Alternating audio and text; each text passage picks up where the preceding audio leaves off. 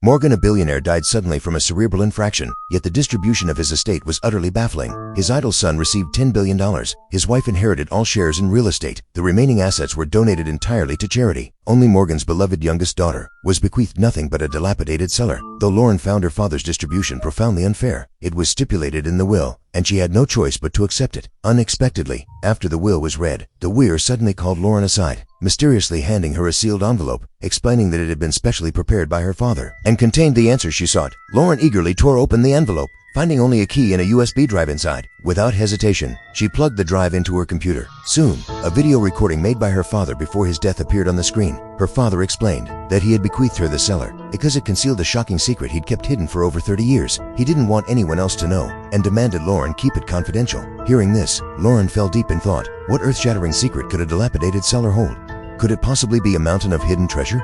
To uncover the truth, that afternoon, she sneaked out while no one was looking and headed for the back mountain. Following the terrain described in her father's video, she successfully located the hidden cellar. Lifting the camouflage cloth covering it, a locked steel door came into view. Lauren unlocked the padlock with the key her father had left behind, and without hesitation she threw the steel door open. Gazing into the eerie, terrifying cellar before her, Lauren couldn't help but feel a chill run down her spine. But the thought of untold riches inside made her greed get the better of her, and she plucked up the courage to slowly step inside. Fortunately, the cellar had a power system, and by the dim light, Lauren could finally make out her surroundings. Soon, she followed the corridor to a room at the end, but when she turned on the light, she was horrified to discover an emaciated old man imprisoned inside.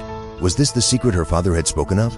Uncertain whether the old man was dead or alive, Lauren forced herself to suppress her fear and reached out to check his breath. Unexpectedly, the next second,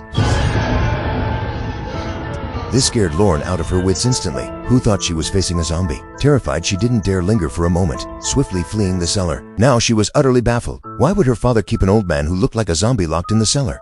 At first, she considered calling the police, but remembering her father's plea to keep it secret, she decisively hung up the phone. However, her brother had already noticed Lauren's odd behavior. Thinking his sister was unhappy with the inheritance distribution, he generously offered to give her half of his share, but Lauren firmly refused. She believed her father to have his reasons for dividing the inheritance this way. To uncover the old man's identity, Lauren took the pistol her father left behind and returned to the cellar. The old man had now moved from the chair to the bed, so, while he slept soundly, Lauren took his hand and pressed it onto a sheet of paper to collect his fingerprints. With these prints, she could ask her friend at the police station to verify the old man's true identity. To avoid exposure, she deliberately wore a mask when returning to the cellar, yet this proved unnecessary. The old man knew her like the back of his hand. Not only was he intimately familiar with her family background, he could even describe the birthmark on Lauren's back with precision, and was fully aware that her father had passed away. Hearing this, Lauren was utterly